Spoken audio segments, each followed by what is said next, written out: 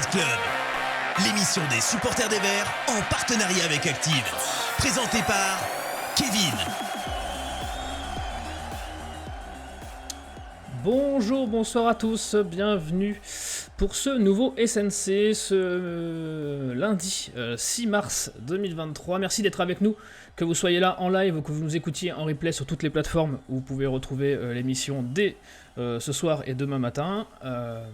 Ce soir, vous vous doutez, je suis là, vous vous êtes dit non, c'est Kevin qui présente, ça va être une défaite, je viens pas. Eh bien, vous avez bien fait de venir quand même vérifier, parce qu'on a enfin un débrief de non-défaite pour moi, c'est le deuxième de suite.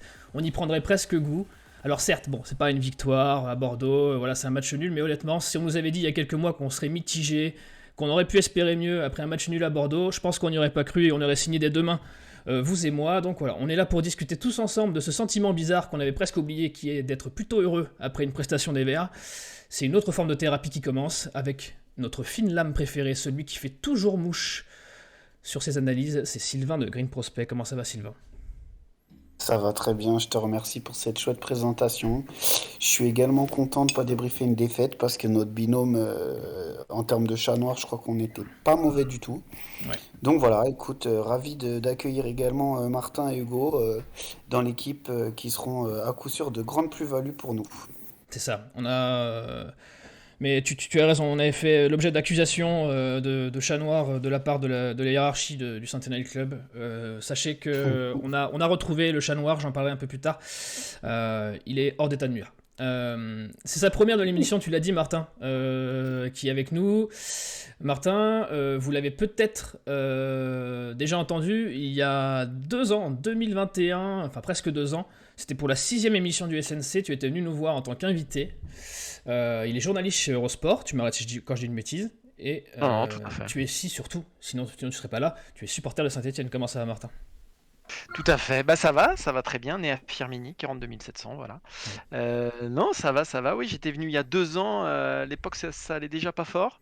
Ouais. Est-ce que c'est le début du renouveau là ? C'est la vraie question, parce que franchement depuis, j'allais dire des mois, mais même des années, c'est un peu, on mange un peu notre pain noir, mais là, il y a une petite éclaircie, on va voir si ça continue. Tu es revenu reprendre le pouls de l'émission et du club. Et on espère que ta venue dans l'équipe de chroniqueurs est de bon augure pour la suite de la saison.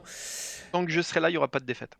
Oh, ça c'est un... Alors ça, notez-le dans le chat. Voilà, là tu prends beaucoup de risques quand même avec la saison qu'on vit. Tu prends quand même beaucoup de risques.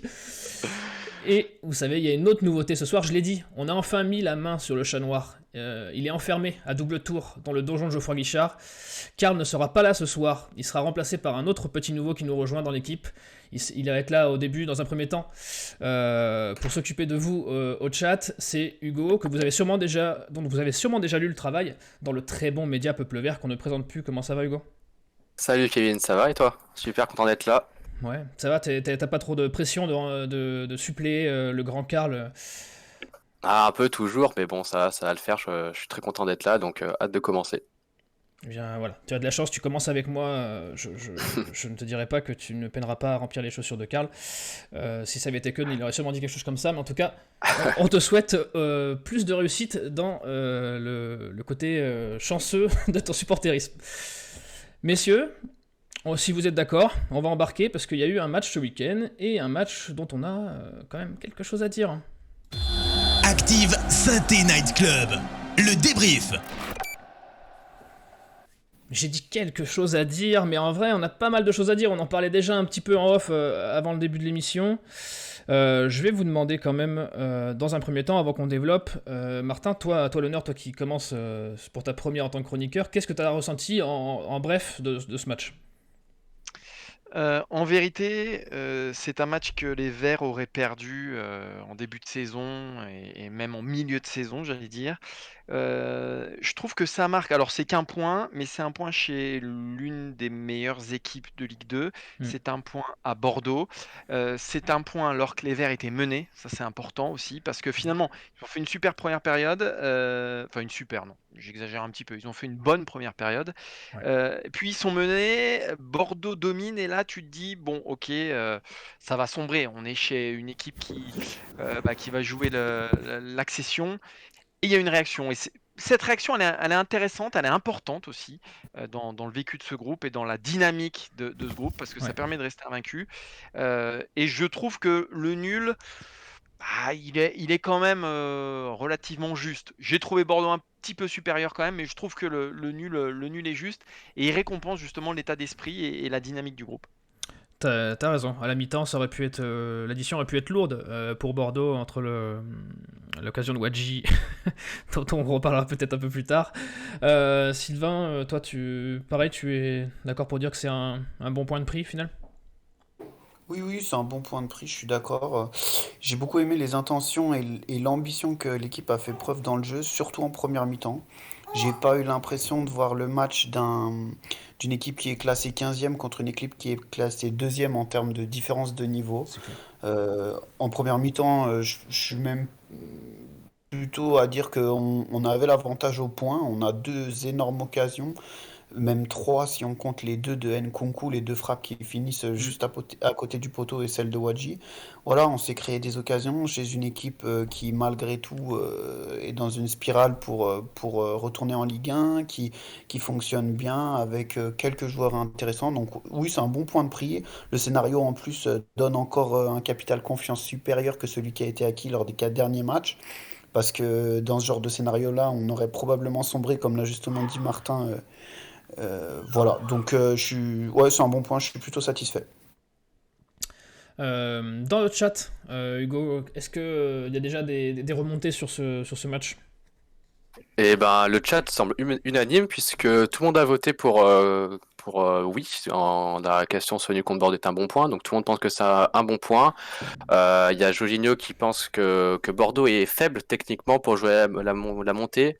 Tam Crow rajoute qu'il a trouvé l'équipe sereine avec des erreurs mais jamais affolée.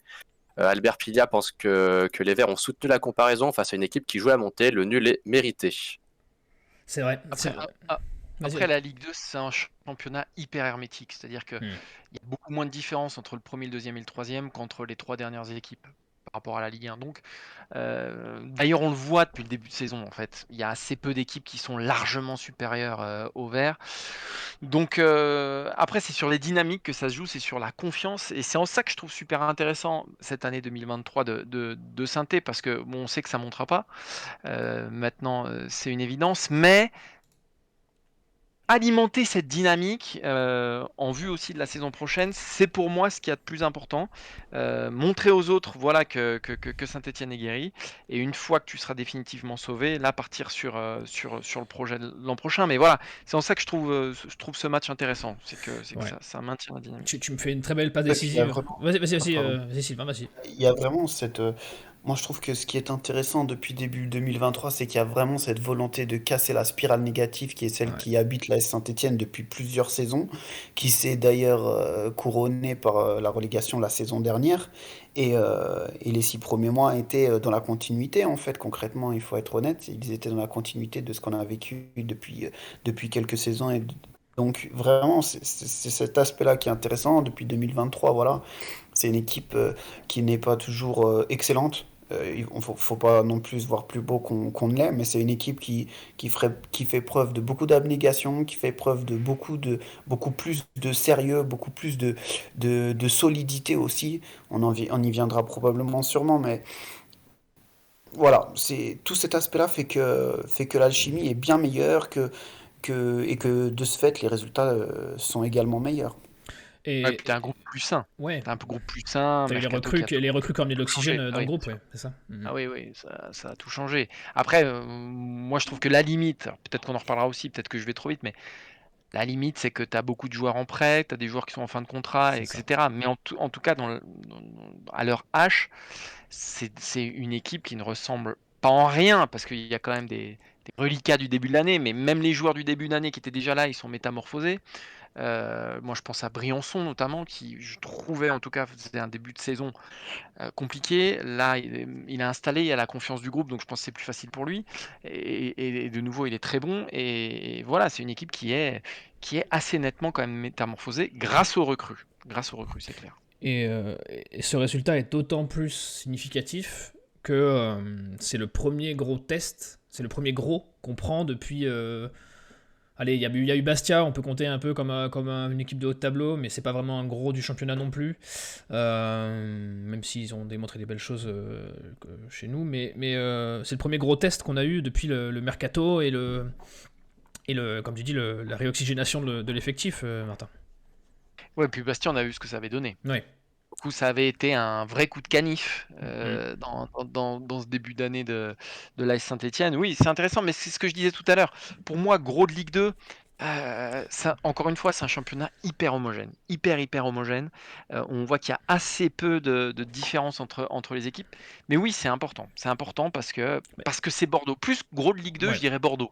Mais oui, C'est-à-dire oui, Bordeaux, voilà, c'est une équipe ambitieuse qui se doit c'est d'être ça. ambitieuse en Ligue 2 parce qu'elle n'a rien à faire en Ligue 2, comme la Saint-Etienne d'ailleurs. Ce sont deux clubs qui n'ont rien à faire en Ligue 2. Ouais. Et oui, en ça, c'est important. En plus, tu jouais dans un stade voilà, où il y avait une sacrée ambiance. Tu jouais face à des joueurs qui ont aussi, pour certains, une expérience Ligue 1 en face. Donc oui, oui, c'était important. C'était un gros choc et tu as tenu la dragée haute à cette équipe de Bordeaux, au moins pendant 45 minutes. Donc tu prouves, et tu t'envoies un message aussi, tu prouves que l'équipe telle T'as qu'elle les est moyens. construite aujourd'hui, Mm. voilà, telle qu'elle est construite aujourd'hui. Après, je ne sais pas comment elle sera construite au mois d'août prochain, c'est ça ma vraie limite. Mais telle qu'elle est construite aujourd'hui, si la saison démarrait aujourd'hui, voilà, tu peux regarder dans le blanc des yeux n'importe qui. Oui, complètement. C'est le message que tu envoies, que si tu arrives à garder ce groupe, ou en tout cas une grosse partie et cette dynamique, bon, pas cette année parce que c'est trop tard, mais Non, potentiellement c'est trop tard. l'année prochaine voilà, tu peux espérer, bon, pas rouler sur le championnat, Ouais. mais au moins jouer la montée sans trop te cacher. Sylvain, tu es d'accord avec tout ce qui vient de dire Martin? Tout à fait, je suis d'accord. Mais je trouve quand même que la progression du groupe, je suis pas certain de la quantifier uniquement sur ce match-là contre un gros face à Bordeaux. Mm. Je rappelle que Bordeaux, on les a quand même battus au match aller. Si on compte les victoires au match aller, c'est Bastia qui est actuellement cinquième ou sixième. C'est Bordeaux qui est actuellement deuxième ou C'est troisième. vrai Et c'est Amiens on était meilleur contre qui les était gros que contre les petits. voilà, donc moi la marge de progression, je la vois davantage sur les clubs qui sont de notre championnat. Alors je dis de notre championnat, peut-être que d'ici encore 2 ou 3 journées, on pourra plus considérer qu'ils sont de notre championnat et c'est Mm. tout ce que je nous souhaite.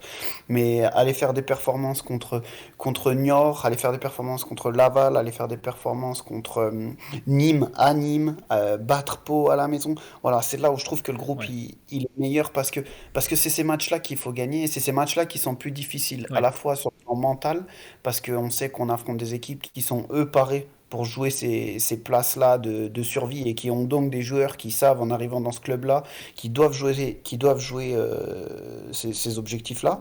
Donc c'est pas pareil. Et c'est là où vraiment les Verts sont en progrès pour moi, parce que la question de départ, c'était est-ce que les Verts sont en progrès? Moi, je pense que les Verts sont surtout en progrès via les matchs d'avant. Et le Mm. capital confiance que tu arrives à générer contre ces équipes-là, qui sont non pas des victoires dites normales, mais c'est des victoires où tu es attendu, tu les fais, donc quand tu vas jouer des plus gros, t'arrives pas avec la trouille, t'arrives pas avec ce sentiment de peur et de se dire, bon, faut absolument qu'on gagne contre eux, voilà. Il y a moins ce sentiment-là et ça crée une dynamique qui fait que les choses avancent et qu'elles avancent positivement en fait. Tu es de ceux qui diraient, avec le recul, que on sait que la Ligue 2 c'est pas le même football, tout à fait, c'est pas le même championnat qui se joue, c'est des batailles un peu plus âpres et il faut savoir gagner chez les petits, comme tu viens de le dire. Tu fais partie de ceux qui disent que finalement on n'était pas taillé pour la bataille mentalement et au niveau de l'effectif sur le début de saison. C'est plus ça qui nous a pénalisé. Je pense sincèrement. Et puis, sans aller trop sur ce qu'on va dire ensuite, mais pour moi, les joueurs qui ont été recrutés, c'était des joueurs qui ont joué le haut de tableau. Je pense à Girodon, je pense à Chambos, Ouais. je pense à Petro qui jouait en Ligue 1 en deuxième partie de saison Qui l'année dernière. C'est pas des mecs ont connu le combat. Ouais. quand ils signent dans leur tête, tu leur racontes pas, enfin voilà, même Briançon, quand ils signent dans leur tête, tu leur racontes pas, écoute, on va se maintenir cette année, ça va être chaud jusqu'au bout. Non, ça je peux pas le croire. Par contre, quand tu vas recruter en hiver et que tu es bon dernier et que tu vas chercher Apia, Larsonneur, Les revanchards. Charbot et compagnie, Mm. tu leur racontes pas d'histoire, tu leur dis on a besoin de vous pour montrer l'exemple et pour aller gagner les matchs au couteau. Et c'est Mm. d'ailleurs ce qu'ils sont en train de faire, donc voilà, et Ça- emmener le groupe avec eux. C'est ça, et puis le fait de recruter des joueurs qui ne jouaient pas en première partie de saison et qui ont tout à gagner à se défoncer et à aller dans la bataille avec Tout à l'équipe. fait. Martin, tu es de cet avis-là aussi? Moi, je pense vraiment la clé, Ouais. c'est la trouille. C'est la Ouais, trouille qui est c'est- partie. C'est les têtes. Ils étaient sur une dynamique catastrophique l'an dernier. Mais même si tu as régénéré l'effectif pendant l'été, bon déjà, c'est jamais bon d'enlever 50 joueurs et d'en recruter 50. Ça marche jamais, hein. Ça marche jamais Ouais. tout de suite en tout cas. Ça, c'est impossible. Ouais. Donc déjà, tu avais ça. Tu avais des mecs qui se connaissaient pas. En plus, tu avais une ambiance délétère autour du club où tu avais tout le monde qui regardait ses pompes. Et donc c'était difficile d'insuffler une dynamique. Même si tu avais un nouveau coach, même si tu avais il y avait ce truc-là qui flottait, une chape de plomb au-dessus de l'Etra, qui fait que c'était compliqué. Je suis d'accord que le mercato d'hiver a changé pas mal de choses parce que tu es allé chercher des guerriers, tu es allé chercher des mecs qui ont besoin de prouver, tu es allé chercher des mecs qui étaient en situation d'échec. Tu pas allé chercher que des anciens Troyens qui étaient, bah ouais, mais qui étaient, qui avec Qui étaient Batles dans leurs pouvaient pantoufles, ouais, qui étaient dans leurs pantoufles. voilà, alors dans leurs pantoufles, je sais pas parce que c'est un nouveau club, etc. Mais en tout Ouais. cas, là, tu es allé chercher des mecs un peu avec le couteau entre les dents.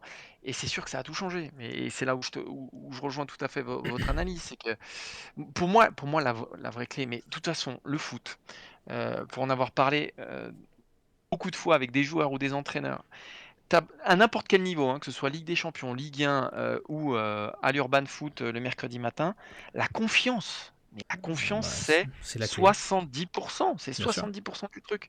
Tu peux être le meilleur joueur du monde. Si tu restes sur 10 matchs pourris, eh ben, ça va être difficile de te sortir du trou. Et là, c'est ce qu'on voit de façon caricaturale avec l'AS Saint-Etienne. C'est-à-dire que dès que la machine s'est mise un petit peu en route, Ouais. et ben voilà, tu vas faire des nuls à Bordeaux, tu vas enchaîner 4 victoires et tout va se mettre à rouler petit à petit, quoi. La confiance, c'est la clé, c'est la clé.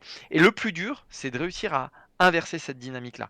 Alors c'est encore trop tôt pour dire qu'elle est totalement inversée parce que il suffit d'une défaite à domicile contre Amiens, d'une zone rouge qui revient, des vieux Ouais. démons voilà qui ressurgissent, hein. Ça peut aller très très vite dans un sens comme dans un autre, Mm. mais ils ont quand même réussi tu vois, à renverser le rapport de force, quoi. Ouais, ouais, Voilà, à renverser le à rapport de refaire force. démarrer la locomotive, et ça, Et au-delà, c'était pas gagné. C'est Ouais. ce qu'il y et, a de au- plus dur. C'est ce qu'il y a de et plus dur. au-delà, Surtout quand tu es l'AS et- Saint-Etienne et que tu te bats pour le maintien alors que tu rien à faire là. Ouais, et Surtout ça. ton nom pèse lourd après, ouais, il Ah rentre bah oui, dans bien sûr, l'équation, je suis d'accord. Sylvain. bien sûr, bien sûr. ouais, c'est totalement juste ce qu'il dit Martin. Et au-delà d'avoir inversé la spirale négative, moi, ce que je trouve qui est porteur de sens, c'est que tu fais face au scénario de Sochaux qui te met Ouais, une gifle à c'est vrai. nouveau monumentale et qui peut te plonger au fond du trou. 2 matchs après, tu fais face à la blessure de ton attaquant phare qui est là pour justement te sauver, qui amène cette dynamique et que tu perds jusqu'à la fin de saison. Et pour autant, la dynamique ne se casse pas. Et pour autant, tu vas à Nîmes, tu gagnes, Wadji retrouve des couleurs, tac, tac, et les choses s'assemblent finalement positivement au père Charbonnier. Wadji, bon, certes, on pourra en discuter de son match à Bordeaux, mais malgré tout, ces 3 buts sur le mois de février, c'est autant que depuis qu'il arrive au club, hein. Non, non, oui. C'est autant que Son mois de depuis qu'il février arrive au club. est pas Donc, mauvais. et au-delà de tout ça, tu vois qu'il y a quand même des événements négatifs qui viennent, qui pourraient pourrir ce groupe, et pour autant, clac, il passe dessus, clac, Charbonnier, t'as l'impression que la blessure de Charbonnier, ça devient une force, les mecs, ils marquent à Nîmes, ils montent le maillot, on le fait pour toi, dans le vestiaire, on célèbre avec toi, et en fait, toute cette alchimie qui est en train de se créer amène du positif, et c'est vraiment, vraiment ça qui donne de l'espoir à la fois pour le maintien en fin de saison, mais également potentiellement pour la suite, quoi. Ouais. La clé pour moi, c'était. Après celle-là, je vous arrête, Martin, parce qu'après, faut qu'on enchaîne sur le match un peu. Ouais. Mais vas-y. Pour moi, la clé, c'est le match face à Annecy et c'est le but de Cafaro. Parce que tu Tout à fait. restes, t'es sur 2 défaites. Ouais, et puis tu te dis que le sort et tourne donc, enfin de ton côté. puis la Un petit peu, défaite quoi. à Bastia, elle est pas belle du tout, hein. Non. Autant face à Sochaux, voilà, mais la défaite à Bastia, elle est vraiment pas belle du tout. Il y a rien à dire. Ils se font croquer, tout ça. Si Cafaro ne marque pas son but, on sait pas d'où il vient ce but. Tu Je repars. l'ai toujours pas Ouais, c'est expliqué. ça, mais t'as la réussite comme tu dis tout à l'heure, la confiance, la réussite qui revient, et c'est Et comme tout. puis tu as la communion avec le public derrière, parce que c'est à Geoffroy Guichard, etc. Et je pense que là, la jauge, elle se remplit au niveau des joueurs. La Ouais, jauge bien sûr. confiance, elle se remplit. Et je pense que le tournant, alors on verra comment ça se termine. Mais pour l'instant, en tout cas, le tournant pour moi, c'est ce but de Cafaro. Ok, et ben ça, on verra ça peut-être avec le recul à la fin de la saison. Ce sera peut-être en effet le facteur qui a fait qu'on est reparti de l'avant. Pour ce match à Bordeaux, messieurs, il y a eu quand même pas mal de choses à dire. On peut dire surtout, enfin moi c'est ce que j'ai remarqué, j'ai noté dans mon script, c'est quand même une victoire du banc, enfin une victoire, un match nul du banc, un résultat obtenu par le banc et un coaching qui pour une fois est gagnant. Alors, coaching gagnant, ça va être à vous de me le dire, messieurs, ça va être un peu ma question. Est-ce que le coaching est gagnant parce que Batless a su faire rentrer les bons joueurs pour faire bouger les lignes au bon moment, ou est-ce qu'on se dit que si ces gars-là qui ont fait la différence avaient commencé, peut-être qu'on aurait pu espérer mieux. Tu parlais du Oui. match de Wadji qui était un peu en deçà, Bamba qui a fait une rentrée un peu assez fracassante. Est-ce que si on avait fait ça plus tôt, est-ce que c'est un coaching gagnant ou pas? Ça va être à vous de me le dire. Martin, je te laisse la main. Ouais, pour moi, c'est un coaching contraint et logique en fait, parce que quand t'es mené à l'extérieur, il fait rentrer Bamba. Bon, bah, de toute façon, il n'y avait pas grand monde d'autre à faire rentrer. Donc, oui, le coaching est gagnant parce que Bamba fait la différence. Mais je veux dire, il a pas réinventé la roue, Batles, dans son coaching. Donc, mais oui, effectivement, Bamba. Mais d'ailleurs, moi, je le trouve intéressant. Alors, il a été un peu blessé, mais je le trouve à chaque fois intéressant quand on l'a vu depuis le début Ouais. parce que sur quelques appuis, mais à Nantes déjà, il l'avait montré, hein. Sur quelques appuis, il est capable de faire des différences. Et je trouve notamment en Ligue 2, là, il fait quand même de grosses différences. Il apporte de l'envie. Alors après, c'est son physique, on verra si Plus ça tient, fragile. parce que je pense que le point vis-à-vis de lui, c'est vraiment ça qu'il faut guetter.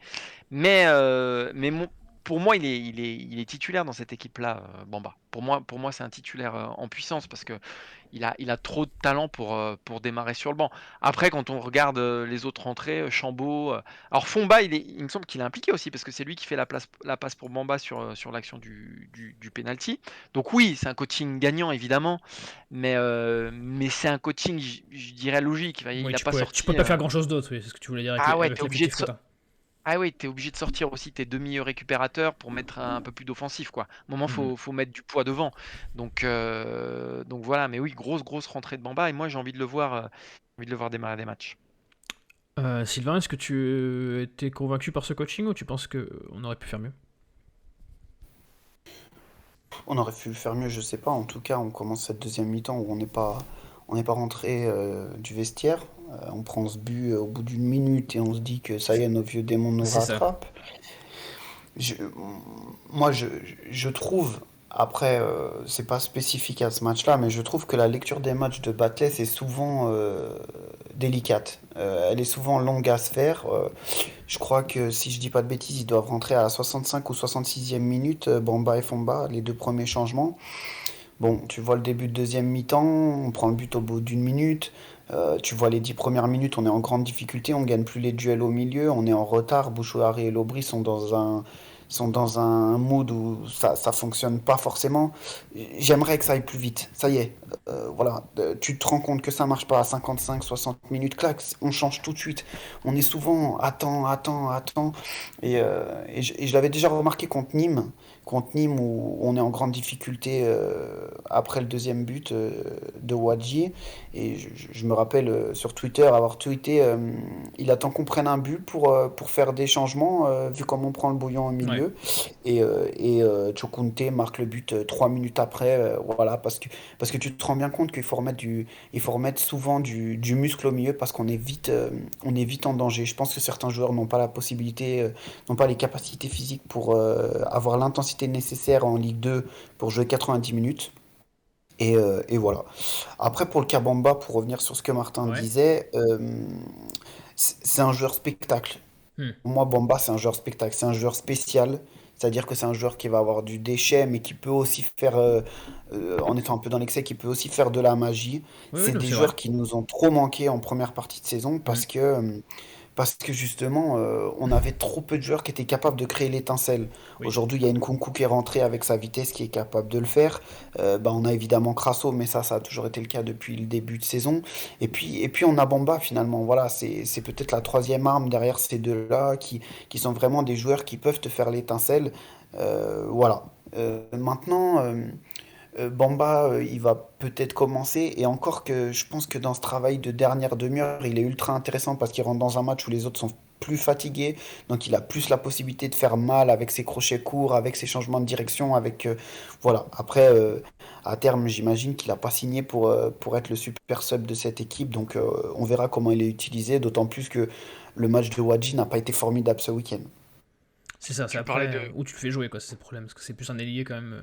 Bon, bah, bon, c'est Ouais, compliqué. et puis il y a Nkunku, tu peux pas le sortir. Enfin, pour moi, lui, c'est la meilleure recrue des Verts cet hiver. Et ben alors ça c'est un débat qu'on pourra avoir aussi. J'aurais bien votre avis, je veux bien l'avis du chat là-dessus. Est-ce que au final, on parle de l'Arseneur, on parlait de Charbonnier au début avant sa blessure. Est-ce que la meilleure recrue, elle est pas là en fait? Est-ce que c'est pas Nkunku qui change la face de cette équipe aussi quoi? Alors, l'Arseneur, il est capital parce que Oui, bah c'est vrai que on va voilà. pas rappeler ce qui s'est passé dans Juste en la fin de ces 2 comparaison, ans. Voilà. Donc, mais Nkunku, pour moi, il a changé la face de cette équipe, il a changé la géographie de cette équipe aussi, Ouais. et il a donné la direction. C'est-à-dire, il fait peser une menace constante. Ouais.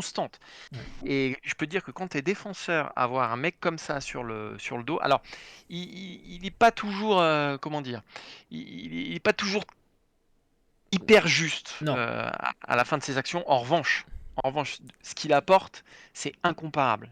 Et on avait tellement de problèmes sur ce côté gauche. Alors, c'est pas un latéral gauche, hein, c'est ça le truc, c'est que aujourd'hui c'est plus qu'un piston, c'est quasiment un ailier, hein, C'est ça. et il faut que Petro assure derrière. Et je trouve que le système qu'a mis en place Batles, limite, il le met exclusivement pour Nkunku, parce que pour que il a bien remarqué qu'aujourd'hui tout penchait vers la gauche et que le point fort de cette équipe-là, l'un des points forts, l'un des 2 points forts, on va dire, c'était Nkunku. Donc il a mis un écosystème en place pour qu'Nkunku s'épanouisse le plus possible. Et moi, je trouve que vraiment, c'est une trouvaille.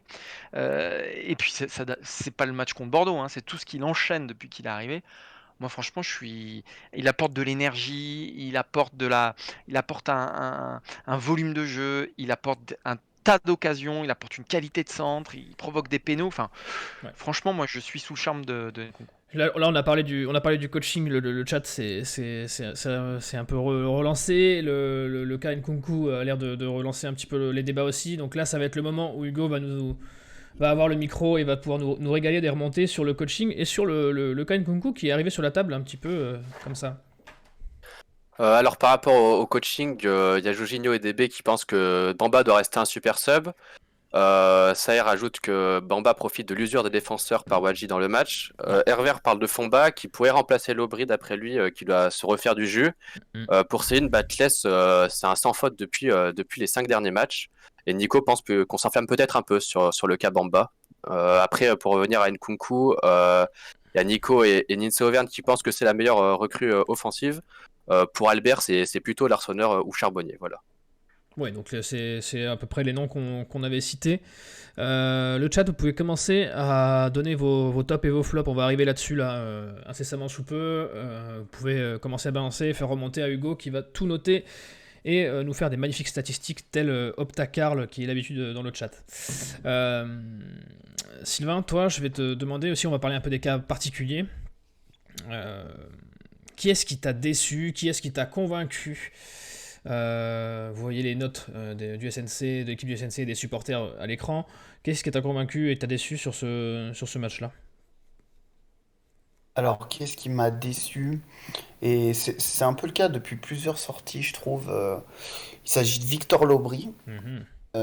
C'est un garçon que j'avais vu, que je suivais un petit peu la saison dernière quand il jouait à Pau. Je trouve que c'est un garçon qui a des belles qualités. Voilà. Maintenant, bon, j'avais fait une comparaison que mon ami que je salue d'ailleurs, Joss Randall, s'est pas privé de dire le week-end dernier, mais je trouve que il crée des choses et au moment de conclure, ça se passe jamais. C'est-à-dire que il déborde et son centre il finit derrière le but. Il élimine le premier mec, il veut jeter en profondeur et sa passe elle est trop longue. Et c'est souvent en fait, il veut faire tellement de choses qu'au final, il rate quasiment tout en fait. Tout ce qu'il veut essayer de faire, il rate. Il élimine son défenseur, il frappe, la frappe elle s'envole dans le ciel. Il manque toujours ce petit truc qui fait que tu te dis, ah c'était bien. Ah ce qu'il a fait là c'était bien. Ouais. J'aime bien. Et en fait, quand tu regardes à la fin du match les copies qu'il rend, bah, finalement tu te dis, ouais, bah, c'est décevant en fait. C'est décevant parce qu'il est capable de faire mieux en vue de ses qualités. Et voilà. Donc décevant. Après, j'ai été un petit peu déçu du match de Crasso également. Il a été extrêmement bien pris par la défense bordelaise qui Ouais. avait évidemment bien cerné le poison principal de l'équipe. D'ailleurs, avant le match, Guillon disait qu'il fallait couper la relation entre Crasso et Wadji qui était ultra complémentaire et je suis tout à fait d'accord avec lui. Ils l'ont fait avec brio d'ailleurs. Voilà. Après, malgré ça, il arrive à soigner son match par ce penalty. D'ailleurs, il est extraordinaire sur penalty, sincèrement. Il rappelle que les penalties, ce ne sont absolument pas une loterie et que c'est une Ah, technique et une gestion des émotions phénoménale. Donc voilà. Après, qui est-ce que j'ai bien aimé? Bah, moi, j'ai bien aimé l'Arseneur parce que malgré tout, c'est ouais. un garçon qui fait des arrêts, c'est un garçon qui... J'adore le langage corporel qu'il dégage. Tu vois que c'est un mec qui a 300%, tu vois que c'est un mec qui est un gagneur, tu vois que c'est un mec qui est heureux d'être à Saint-Étienne. Et ça, j'apprécie parce que on l'a peut-être trop souvent oublié, notamment, je pense à des mecs qui sont partis au Paris FC, par exemple. Donc voilà, j'aime bien cet état d'esprit, j'aime bien ce qu'il dégage, j'aime bien ce qu'il rend sur le terrain. Et, euh, et globalement, j'ai bien aimé le match de Briançon aussi. Ouais. Ok. Voilà, il est solide. Je trouve que ces deux compères sur les côtés font une belle triplette. Voilà. Et j'aimerais aussi rajouter une chose, je suis désolé, je suis Vas-y, bavard, vas-y, j'espère vas-y, que je vas-y. vais pas te manger tout, Martin, mais le match de Apia, j'ai beaucoup aimé aussi. Parce qu'il avait face à lui un client qui est Vitalen Simba. C'est probablement, en tout cas pour moi, il fait partie des meilleurs arrière-gauche du championnat, si ce n'est le meilleur arrière-gauche du championnat. C'est un joueur avec une technique phénoménale, un pied gauche d'enfer qui amène beaucoup de danger dans les phases offensives. Oui, Et j'ai trouvé il qu'il a était réussi plutôt à bien le tenu, ouais. tenir et à Ouais. l'éteindre. Ouais, alors après, il n'a pas beaucoup apporté offensivement, je suis bien d'accord, mais il a vraiment réussi à gêner et même à éteindre l'apport possible de Nsimba. Donc pour ça, j'ai adoré, ouais. Ok.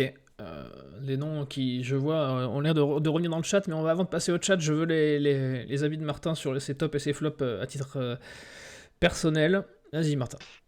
Moi, les flops, bah, de toute façon, je vais revenir un peu sur ce que tu disais. Ouais. Moi, j'associerais l'Aubry à Bouchoirie parce que je trouve que ces deux-là, Voilà, c'est le deuxième que j'attendais. non, mais il manque dans le combat. Voilà, dans le Voilà. combat, moi, il me frustre. Il me frustre. Alors, quand l'ASS a le ballon, ça se voit un petit peu moins. En tout cas, Bouchoirie a été plus inspiré que l'Aubry. Mais je trouve que dans le combat, et ce qui fait qu'on a subi les vagues bordelaises en seconde période, voilà, je trouve que c'est trop léger. C'est trop léger. On peut pas les associer. Enfin, je trouve que c'est dangereux de les associer comme ça. Et l'Aubry, je pense qu'il y a aussi un problème de. Ouais, je pense que c'est physiquement le problème. C'est-à-dire que moi, il est souvent rentré en fin de match, en première partie de saison, et à chaque fois, je le trouvais bon quand il rentrait. Et je le trouve parfois un peu moins inspiré quand il démarre les matchs. Et je voudrais mettre aussi en lumière, pour le coup, le match de Monconduit, qui, lui, dans le combat, a répondu présent. Et je pense que sans lui, je pense que les Verts auraient pris l'eau de toutes parts. Parce qu'il a dû compenser justement le fait que Bouchoirie et Lobry soient un peu légers dans les duels. Et lui, pour le coup, alors il y allait parfois un peu trop fort, mais il a fait un bien fou. Et puis il faut revoir l'action du but, mais il me semble que Bouchoirie lâche un peu l'action. Et Mhm. voilà, moi Un peu Bouchoirie, beaucoup, Un peu ouais, un peu beaucoup, un ouais. peu beaucoup. beaucoup même, hein. Mais les replis D'ailleurs, défensifs et Bouchoirie, c'est pas. Ouais, mais d'ailleurs, moi c'est un Guillou, joueur qui me c'est frustre. pas manqué Oui, de le tacler hein, vous sur cet pouvez, vous aspect-là pouvez le dans voir sa chronique du progrès. dans la chronique du progrès de Patrick Guillou. C'est vrai que il lui a mis un petit taquet là-dessus et je pense à raison. Et Pourquoi. top, Vas-y, top, Martin. évidemment. Enfin, moi, si je dois en retenir qu'un, bon, vous l'aurez compris, j'en ai déjà parlé tout à l'heure, mais c'est Nkunku. Ouais. Moi, je trouve que vraiment, il aimante. En fait, il aimante le jeu. Et tu sens que dès que le ballon arrive dans ses pieds, il va se passer un truc. Et ça n'a pas de prix, quoi. Ça n'a pas de prix. Il y a que Crasso et lui hein, qui ont ce truc-là. Et je trouve que bah, ils ont enfin, lui, il a métamorphosé le jeu des Verts. Et je mettrai aussi effectivement, une petite attention sur Briançon, qui a fait un très bon match aussi. Mais si je devais en retenir trois, je retiendrais Briançon, Monconduit et Nkunku. Ok. Vous me donnez des billes pour les deux derniers sujets sur le débrief. Mais avant ça, le chat, je veux voir si vous confirmez les dires de nos deux compères. Vas-y, Hugo. Et ben oui, le chat est plutôt d'accord avec vous, messieurs. Le chat place en top Nkunku, Mhm. Monconduit, l'Arseneur, Briançon, mais aussi Petro. C'est vrai. Karl parle aussi de l'ambiance dans le parcage qui est apparemment exceptionnelle. Et Leïla du mental de l'équipe. Pour les flops, on parle évidemment de la paire Lobry-Bouchoirie, mais aussi de Wadji. Concernant Crasso, les avis sont plutôt mitigés, puisque pour le chat, dans le jeu, c'était assez compliqué pour l'attaquant, mais il a quand même inscrit le penalty salvateur, donc compliqué de le blâmer complètement. Ok, mais dans l'ensemble des noms qui reviennent assez inlassablement et devient le sujet du coup que moi j'avais noté. Et bon, j'aime pas ce terme parce que je trouve que c'est souvent sur la culture de l'instant qu'on utilise ce terme à défaut. Mais le milieu, on sent que le milieu fatigue un petit peu. Bouchoirie, comme l'a dit Patrick Guillou dans sa chronique, le repli défensif sur le but n'est pas exempt de tout reproche. C'est la deuxième fois, si je dis pas de bêtises, là c'est moi qui le dis, que quand il sort, il y a des petits gestes d'humeur, d'agacement. Bon, tu peux être agacé contre toi-même parce que tu fais un mauvais match, mais de là être agacé contre ton coach parce qu'il te sort parce que tu fais un mauvais match, c'est encore une autre chose.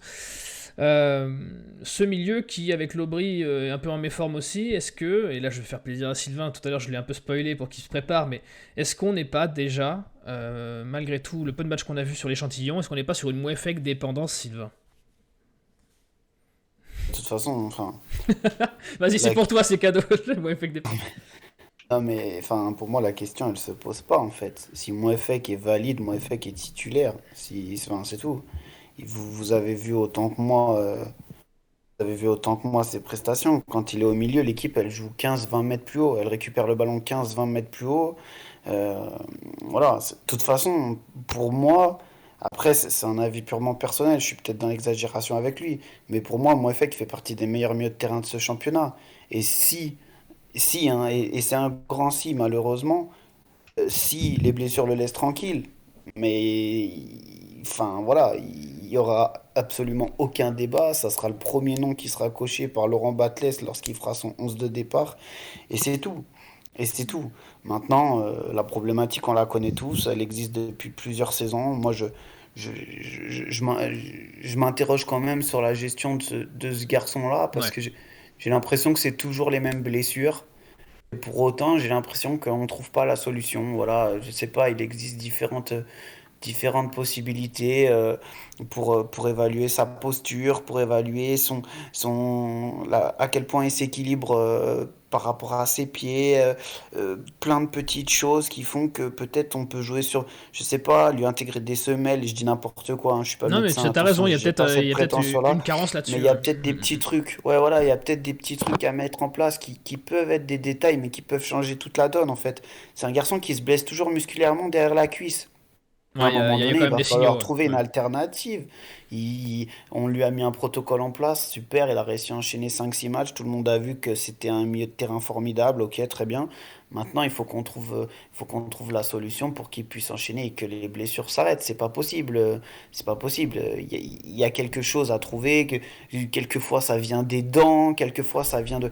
Voilà, il y a plusieurs alternatives à trouver. Et moi, là où j'en veux au club, c'est que voilà, il y a des gens qui sont compétents, qui sont censés être compétents et qui doivent trouver la chose qui va permettre de. Voilà. Mais évidemment qu'il y a une Moefek dépendance. Si Moefek est là, Moefek joue. Enfin, pour moi, en fait, le débat n'existe pas. Est-ce que tu as un mot à dire sur le comportement de Bouchouari, qui au contraire de Lobry, qui lui semble un peu cramé? Bouchouari, lui, ça a l'air d'être plus une question de comportement là actuellement qui pose problème? Ou pas du tout? Allô? On a perdu Sylvain. Euh, Mais la question était pour moi, je croyais qu'elle Ouais, était ouais, pour non, Martin, bah, excuse-moi. non, je te pose juste à toi si tu as, si tu as un avis sur le comportement de Bouchouari là, sur ces deux sorties un peu mécontentes là, et sa nonchalance sur le terrain dernièrement, mais voilà, c'est tout près si tu... Excuse-moi, Non, il n'y a pas excuse-moi, de je croyais que problème, il n'y a pas de c'était problème. Martin et je me demandais s'il avait pas une coupure de micro justement. Bah écoute, j'aime pas non plus cette attitude. Après, on peut la lire de deux façons. La Vas-y. première des façons, c'est de se dire que le garçon a envie de jouer, a envie de performer et peut être déçu de ce qu'il a rendu. Et dans ce cas-là, il faut voir ça comme quelque chose de positif. Ou on peut la lire du fait qu'il est mécontent de sortir, il considère que le choix du coach est pas bon. Or, il est bon Ouais. parce qu'il est plus au niveau, voilà. Or, il est bon et dans ce cas-là, il faut qu'il l'accepte et qu'il y ait un travail par rapport à ça et une remise en question par rapport à ça sur sa propre prestation. Voilà, c'est difficile d'avoir un avis tranché parce que ça peut, en fonction de, ben, l'avis serait différent, quoi. Et Martin, ça va être à ton tour avant de passer au chat. Vas-y Martin, donne-nous ton avis Ouais. sur ce milieu de terrain. Alors, déjà sur le milieu de terrain, on a eu longtemps un problème de défense, là ça a l'air de s'être stabilisé. On a eu aussi un problème d'attaque l'an dernier, ça s'est un peu stabilisé. Donc maintenant, on va se concentrer sur le milieu de terrain et Ce et qui semblait être le effectivement, secteur le plus fourni au c'est début de vrai. saison, quoi. C'est vrai, oui, mais quand tu regardes Chambaud, c'est, une déception. Mhm. Mouefek qui est souvent blessé. Cafaro, c'est irrégulier depuis le début de saison. Ouais. Donc au final, voilà, tu personne qui s'impose. Aujourd'hui, tu as Monconduit en sentinelle comme ça qui s'impose et sur Bouchoirie, alors sur son comportement, je lui pardonnerais pas si, il était incontournable et s'il faisait une Et oui. super saison. Mais alors là, je lui pardonne encore moins parce que, Dernièrement, c'est heu pas fou, quoi. ouais, dernièrement, c'est pas fou, puis on peut pas dire non plus que ce soit un incontournable, qu'il y a Hmm. une équipe de Saint-Étienne avec ou sans lui. Enfin, voilà, moi, il me renverse pas. Il y a eu une petite hype en début de saison parce qu'effectivement, il avait fait un ou 2 matchs où vraiment et puis tu sens que quand même, voilà, il y a du ballon et qu'il amène de l'énergie quand il a le ballon entre les pieds. Ça, Oui. je Ah, j'insiste là-dessus. T'as raison. J'insiste là-dessus, mais c'est pas lui qui me fait allumer ma télé, les week-ends, quoi. Voilà, hein, pour être tout à fait honnête. Moi, sur Mouefek, je suis assez d'accord, même si je trouve qu'il en a pas montré assez pour qu'on puisse être complètement renversé non plus. Mhm. Moi, mais Mouefek, depuis qu'il a démarré, c'est souvent la même chose, c'est-à-dire moi, ce que j'aime, c'est qu'il apporte de l'énergie. Ce que j'aime, c'est qu'il est concerné. Ce que j'aime, c'est que, il est sans cesse en mouvement, qu'il est généreux. Alors ça me plaît et en plus à Saint-Étienne, traditionnellement, historiquement, c'est ces joueurs-là qu'on aime. Je trouve qu'il y a encore un peu de déchets, mais bon, finalement, il a quoi? Il a 21 ans. Alors ça fait longtemps qu'il joue, C'est donc vrai qu'on a on l'impression voilà. qu'il est là depuis toujours, mais on Voilà, arrive. voilà et surtout il arrive pas à enchaîner donc de toute façon, c'est sûr que c'est compliqué pour lui, aussi de trouver une régularité là-dedans. Mais effectivement, si on prend l'échantillon du milieu de terrain, bon, oui, pour moi il est au-dessus. Après, il faudra voir Fomba, faut qu'il s'intègre, il faut voir comment on peut l'utiliser. Mais c'est vrai que, tu vois, tu as quand même un casting assez large et finalement assez peu de têtes qui dépassent, quoi. C'est un peu le problème. Maintenant, je mettrais peut-être mon conduit un peu à part dans ce poste aujourd'hui qu'il incarne et dans lequel il est bien installé, les 2 pieds dans le sol et on le sent bien là enfin, parce que lui aussi a eu un début de saison, très moyen si on est gentil. Mais maintenant qu'il est là, maintenant qu'il apporte son expérience et c'est quand même un joueur qui a joué en Ligue 1 et cetera, je trouve que, voilà, il y a lui. Maintenant il faut compléter le casting et avoir un casting solide qui enchaîne et pour l'instant, c'est vrai qu'on a du mal à trouver 3 mecs qui sont absolument incontournables pour différentes raisons, hein, que ce soit les blessures, les Ouais, bah oui. les les états de forme et cetera. Mais Tu composes avec ce voilà, que t'as, mais c'est vrai que c'est pas facile.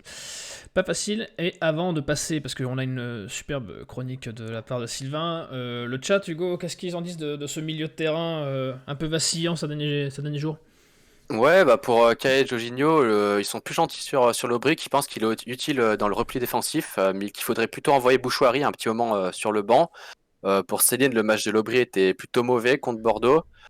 El Cato pense qu'il faudrait quelqu'un de plus costaud physiquement à côté de Bouchoirie et qui doit jouer plus simple d'ailleurs, Bouchoirie. Pour Jorginho, concernant Chambaud, il pense que c'est peut-être un problème de confiance. Après, certains comme Hervé et El Cato pensent que c'est aussi l'occasion pour Fomba de gratter du temps de jeu en titulaire. Mais globalement, ils sont nombreux à demander le retour de Mouefek, comme DB ou Kaé, même si la capacité de son corps à supporter le sport à haut niveau est remise en question. Merci beaucoup Hugo, et comme je vous l'ai dit, on a la chance d'avoir une magnifique, vous savez l'habitude, on l'a déjà eu plusieurs fois, on se régale à chaque fois, c'est la palette à Sylvain jingle. La palette à Sylvain. La palette à Sylvain. Sylvain, la route est à toi, régale-nous. Alors aujourd'hui, c'est pas une palette tactique comme j'ai pu le faire dernièrement. Aujourd'hui, on va parler, donc j'ai intitulé cette chronique Humilité mais ambition. Donc tout d'abord, je commence par, comme un grand auteur de Peuple Vert, je commence par une citation, ou plus précisément une définition. L'humilité, c'est un sentiment, un état d'esprit de quelqu'un qui a conscience de ses insuffisances, de ses faiblesses, et et est porté à rabaisser ses propres mérites. Voilà, donc en fait l'idée, c'est de dire qu'aujourd'hui dans ce club, il est nécessaire de se dire qu'on doit faire preuve d'humilité. Au regard de la situation, on a on a une spirale qui est infernale, qui est négative, qui nous emmène à vivre des moments sombres pour notre club. Euh, et notre très cher coach régulièrement rappelle en conférence de presse depuis le début de saison qu'il faut faire preuve d'humilité, que la Ligue 2 est un championnat difficile, et il a totalement raison. D'ailleurs, ces mots sont probablement pas anodins. Je pense que le soir du 29 mai, quand la SSE est reléguée en Ligue 2, le club fait face à une feuille blanche où rien n'a été anticipé. Et probablement, c'est là qu'on parle d'un manque d'humilité. L'humilité, c'est quoi? L'humilité, c'est quelque chose qu'il faut toujours avoir, que ce soit dans le football ou ailleurs d'ailleurs, mais qui ne doit pas altérer l'ambition. Aujourd'hui, on fait preuve d'humilité dans ce qu'on est en train de produire, dans l'état d'esprit, dans les courses qu'on est en train de faire, dans le travail global qu'on est en train de faire. Maintenant, faisons preuve d'ambition sans jamais oublier de faire preuve d'humilité. C'est-à-dire qu'aujourd'hui, pour la première fois en conférence de presse avant le match contre Bordeaux, j'ai entendu Laurent Batles parler d'ambition et d'aller chercher les places qui sont situées au-dessus. C'est-à-dire qu'aujourd'hui, il faut être conscient que cette équipe-là est capable d'aller chercher les places qui sont au-dessus.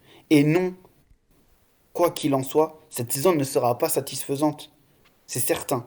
Quelle que soit l'issue, elle ne sera pas satisfaisante. Parce que cette équipe-là, elle devait jouer au moins les 5 premières places. On s'est trompé par manque d'humilité en première partie de saison, en recrutant des joueurs, en ne mettant pas d'argent pour investir au sein du mercato, et de ce fait, en ayant une équipe insuffisante pour le championnat de Ligue 2, qu'on a probablement sous-estimé. Aujourd'hui, j'espère que le club va faire preuve d'ambition au regard de ce qui s'est passé au mercato hivernal, parce qu'on a su recruter des joueurs qui nous ont apporté des plus-values, mais j'espère qu'il va faire preuve d'ambition au regard de la suite de son histoire, c'est-à-dire de cette fin de saison. On doit désormais, au regard de ce qu'on a produit depuis début janvier, produire des prestations de bon niveau et aller chercher des points contre toutes les équipes de Ligue 2. Je ne dis pas qu'on arrivera à faire contre toutes les équipes de Ligue 2, mais qu'on soit déterminé à le faire. Qu'on n'arrive jamais en se disant aujourd'hui ça va être trop dur pour nous. On est capable aujourd'hui de regarder toutes les équipes de Ligue 2 dans les yeux et d'aller chercher des points contre toutes les équipes de Ligue 2. En toute humilité. Il faut le faire en toute humilité. Dernière chose, j'espère que l'ambition, on saura la garder durant le mercato d'été, qui conditionnera la saison prochaine, et que la saison prochaine, elle sera bien mêlée d'humilité et d'ambition pour nous amener où on veut tous être en 2024-2025, c'est-à-dire en Ligue 1. Eh bien, merci Sylvain. Ce cocktail humilité et ambition, on vous laisse donner votre avis dans le chat si c'est le genre de breuvage auquel vous aimeriez goûter d'ici cette fin de saison ou à l'année prochaine. Martin, toi, est-ce que Sylvain t'a convaincu? Est-ce que toi aussi tu veux Sylvain président de l'AS Saint-Etienne? Pourquoi pas? Pourquoi pas? Ouais. Pourquoi pas? Oula. C'est sûr qu'en tout cas, l'humilité et l'ambition, c'est deux mamelles essentielles pour aller plus loin. Mais je veux dire que ce soit en Ligue 2, en Ligue 1, enfin voilà. Après, oui, je pense que pendant longtemps, Saint-Étienne, je pense que le gros problème de cette première partie de saison, c'est qu'effectivement, il manquait un peu d'humilité et que on se disait c'est Saint-Étienne, ça va revenir tout seul. Non, ça pouvait pas revenir tout seul. Ça pouvait pas revenir tout seul parce que il y avait des têtes qui étaient à l'envers, parce qu'il y avait une ambiance délétère dont je parlais en début de cette émission et je pense qu'on a vu le club trop beau, on a vu l'équipe trop belle et parce que ça brille à Saint-Étienne, ça brille en Ligue 2, ça brille encore plus quoi. Et c'est sûr qu'au milieu d'équipes comme Rodez, Pau, Laval, enfin Laval il y a quand même une petite histoire, mais Annecy ou Quevilly, bah voilà, Saint-Étienne, on s'est dit que ça se ferait tout seul. Ça ne peut pas se faire tout seul, ça ne peut jamais se faire tout seul. Après, en question d'ambition, l'ambition, ils l'ont montré sur le mercato hivernal en lâchant des gros billets quand même. Et il n'y a pas de mystère. Enfin, je veux dire, il y a pas la recette, on la connaît. Donc oui, le prochain mercato sera essentiel. Moi, je pense que l'ambition première, et je crois savoir que c'est assez mal parti, mais je pense que l'ambition première, c'est de prolonger Crasso et ça doit être l'épine dorsale du projet qui est mené parce que, bah, vous regardez les matchs comme moi, alors oui, il a pas été sensationnel, samedi, quoi qu'il faut jamais, mésestimer, le fait de marquer un penalty et d'en marquer 6 de suite. Je peux vous dire que s'il les avait pas marqués ces 6 là, je sais pas où on serait. Mais voilà, Crasso, il doit être essentiel dans ce projet et si tu veux marquer ton ambition justement, si tu veux montrer aux autres que, bah, l'an prochain, bah, ce sera de cette veine-là, voire même un peu plus, je pense qu'il faut garder ton meilleur joueur, et tout faire pour garder ton meilleur joueur. Après, est-ce que lui le veut?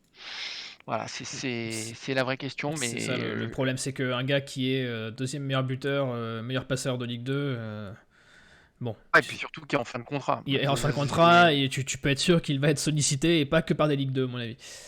Voilà, c'est pour moi l'énorme problème et en fait, ce qui rend dingue, c'est que si lui s'en va, bah, tu as l'impression que tu es dans un chantier perpétuel, en fait, C'est ça. que tu Parce construis que sur du sable. c'est ça, c'est ce que tu disais tout à l'heure. L'attaque était un problème, on a réussi à peu près résoudre le problème. Et si il part, c'est un problème qui se Bah, s'il est recrée. plus là, Donc, sachant que Charbonnier reviendra pas avant septembre-octobre, et tu sais même pas dans quel état il sera. Donc tout repose sur Wadji, ça me paraît un peu léger. Donc oui, voilà, tu Wadji, repars sur. et surtout, reste à savoir si Wadji sera conservé. Ça, c'est encore une En autre plus, histoire. et en plus, et en plus, et en plus. Voilà, est-ce que le club voudra garder Wadji? Bon, ça, une autre histoire dont on parlera sûrement cet été et qui animera nos débats autour d'un bon barbecue. Le chat. Est-ce que le chat était convaincu par Sylvain, Hugo? Et ben plutôt, oui, ils sont d'abord nombreux à féliciter Sylvain pour sa chronique, et pour la plupart, même la majorité, même tout le monde en fait, ils sont d'accord au sujet de sa chronique. Il y a Leïla qui est d'accord, JRM aussi, il y a Kay qui pense qu'il faut rester humble pour la suite du championnat, Ouais. et que la grande préoccupation en fait concerne l'an prochain. Kay se questionne sur la capacité du club à conserver ses meilleurs joueurs en fait. Et oui, ça va être la condition sine qua non pour qu'on puisse rêver dans un retour dans l'élite, comme l'a dit Sylvain, dès la saison d'après. Mais il nous reste, prenons les matchs les uns après les autres, et on a déjà un match le week-end prochain à gérer. Active Saint-Étienne Night Club. Le prochain match. Un match, et pas n'importe lequel, encore un gros qui vient gros, alors bon, tout est relatif, mais encore un club qui a joué pendant longtemps dans cette saison les premiers rangs. On va recevoir Amiens, Amiens qu'on avait battu à l'aller, si je dis pas de bêtises, 1-0. Un but de Wadji d'ailleurs à l'époque. Amiens qui est sur une mauvaise dynamique, 3 défaites avant leur dernière victoire là ce week-end contre Pau. Ils sont 9e, vous le voyez à l'écran, ils n'ont que 36 points, soit 5 points de plus que nous. Est-ce que pour vous, messieurs, cette victoire pourrait permettre de remettre la machine en avant, et sur un mois de mars qu'on annonçait comme un mois un peu charnière et un peu totalement opposé au mois de février, dans ce qu'il nous proposait en tant qu'adversaire, on a un mois compliqué. Est-ce que si on faisait et qu'on gagnait ce match-là et qu'on faisait 4 sur 9, ça serait un mois réussi pour vous? Je te laisse la main, Martin. Oui, oui, ce serait un mois réussi. Ce match, il est important parce qu'il est coincé entre deux déplacements à Bordeaux et au Havre, qui sont sans doute les deux déplacements les plus compliqués de la Oh saison. oui. Donc, il faut que tu engranges des points, tu maintiens la dynamique aussi, et puis on va prendre le problème à l'envers. C'est que si tu perds contre Amiens, derrière, ça va pas dormir jusqu'à la fin des temps et tu vas t'exposer à nouveau. Et alors, tu seras pas sous la menace directe, mais il y aura une petite musique qui s'installera. Je parlais tout à l'heure des vieux Oui. démons qui pourraient Et puis tu vas au Havre, donc c'est pas là que tu espères Oui, prendre beaucoup de points non plus, quoi. exactement. Tu as 2 matchs de suite qui sont quand même costauds. Et donc après, tu as la réception de Niort. Et si tu veux recevoir Niort tranquillement, Ouais. sans avoir un stade sur les dents, en ayant l'esprit un tout petit peu libéré, ce match face à Amiens, il est capital. Amiens, oui, ils ont eu une période compliquée, mais il y a des bons joueurs, Kakuta, Cissé, Aroko Daré, le petit Formose Mendy aussi qui est très très bon. Voilà, c'est une équipe qui est bâtie. Alors, c'est une équipe qui change beaucoup aussi, mais c'est une équipe avec des joueurs qui ont connu la Ligue 1. Je pense à Gürtner notamment dans les buts. C'est une équipe costaude quand même, hein. C'est une équipe costaude de Ligue 2, donc pour moi, c'est un match capital. De toute façon, la position dans laquelle est l'AS Saint-Étienne, un peu, le cul entre 2 chaises là, peut-être que justement ce match-là donnera la direction de la fin de saison. C'est-à-dire, bah, soit tu peux t'autoriser à regarder vers le haut, soit tu es définitivement destiné à regarder vers le bas en serrant les fesses, quoi. Et oui, cette fameuse position où on ne sait pas où on doit regarder. Sylvain, est-ce que pour toi, ce match à Amiens est primordial? Parce que si on fait 4 sur 9, le mois de mars est réussi. Je pense que de toute façon, le match à Geoffroy Guichard, quels que soient les adversaires qu'on va affronter maintenant, il Faut les faut gagner. avoir l'ambition de, voilà, il faut avoir, en tout cas, avoir l'ambition de les gagner. Il peut y avoir des faits de jeu, des paramètres qui font que, voilà, des absences importantes, des faits de jeu, des expulsions, quoi, qui compliquent la donne. Mais globalement, c'est des matchs où il faut être ambitieux, il faut les gagner. Amiens, on a été capable de les battre à l'aller. Voilà, c'est une équipe qui est jeune, Amiens, globalement, avec pas mal de joueurs qui sont en formation. Je trouve que c'est une équipe typique de Ligue 2, très costaude, comme l'a dit Martin, et qui est difficile à manœuvrer. Voilà, maintenant, il faut y aller avec ambition, il faut y aller avec confiance, mais pas trop. Et puis c'est aux garçons de faire le nécessaire. De toute façon, enfin, on est capable de perdre contre Amiens ou de ne pas gagner contre Amiens et d'aller gagner la semaine d'après au Havre, hein. Cette équipe-là, pour moi, elle est capable de battre tout le monde et ce championnat est capable de te faire perdre contre tout le monde également. C'est ça. Donc voilà, il faut être dans la continuité de ce qu'on produit et le contenu amènera le résultat. Mais je pense qu'on est capable d'obtenir les 3 points ce samedi. C'est quoi pour toi les axes d'amélioration par rapport à Bordeaux? Qu'est-ce que tu changerais dans le système, dans les joueurs? Dans le système, je changerai rien. Ce système-là, il leur va bien. Je pense qu'il faut surfer sur ça. Les garçons sont en confiance dans ce système-là et ça serait déroutant pour eux de le changer. Exactement. Maintenant, les axes d'amélioration, c'est de retrouver un lien entre Crasso et Wadji qui n'a pas été présent contre Bordeaux. C'est peut-être de retrouver un peu plus de volume au milieu, notamment sur les débuts de deuxième mi-temps, parce qu'au-delà de Bordeaux, on est en difficulté. C'était déjà le cas à Nîmes. Voilà, est-ce que ça passe par des changements plus rapides? Est-ce que ça passe par d'autres hommes qui commencent? Voilà, peut-être que Fomba va commencer. Je ne sais pas si Laurent Batles l'envisage en tout cas, mais c'est pas à exclure selon moi. Et puis voilà, et puis après, de toute façon, est-ce que Cafaro sera de retour ou pas pour redécaler à Apia? Voilà, les choses c'est encore peut-être un peu tôt pour les envisager et on aura plus de réponses au fur et à mesure de la semaine. Mais il faut pas changer le système, c'est certain, et il faut surfer sur ce qu'on fait depuis plusieurs semaines. Donnez-nous vos pronos dans le chat. Vous aurez le dernier mot de cette émission où on reviendra sur ce que vous attendez d'Amiens et vos pronostics. Martin, même question. Qu'est-ce que tu améliorerais? Quels seraient tes axes d'amélioration par rapport à Bordeaux? Bah, c'est ce dont on parlait tout à l'heure, c'est le milieu de terrain. Je pense que la défense, elle est installée maintenant, que ce soit les 3 de derrière ou les pistons.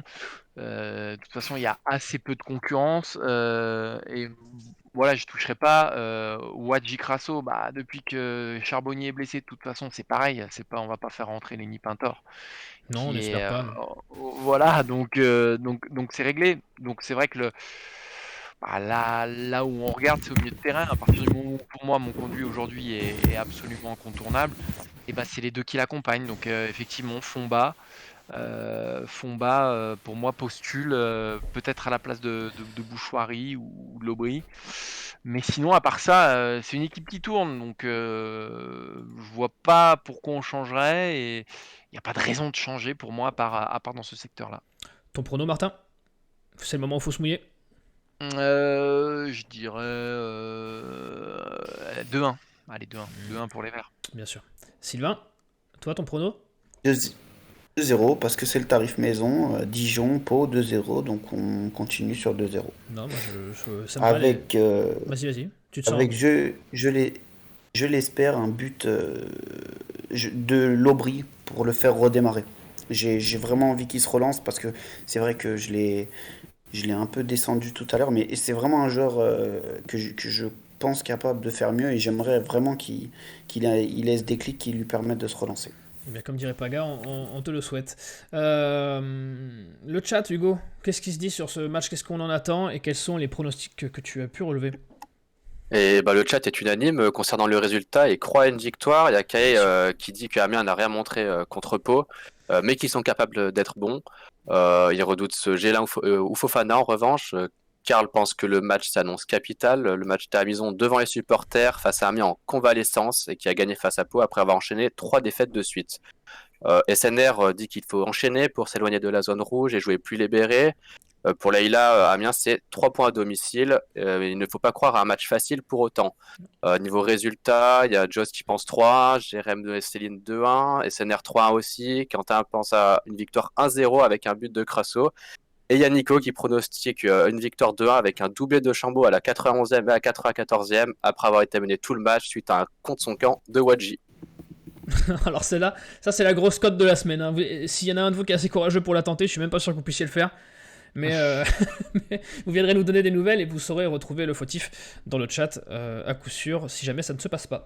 Merci en tout cas le chat de nous avoir accompagnés ce soir. Merci Hugo et Martin, je pense que vous pouvez les féliciter dans le chat qui ont fait leur première ce soir et je pense que c'était largement concluant. Merci à vous les gars, merci Sylvain comme d'habitude qui nous a régalé de sa palette.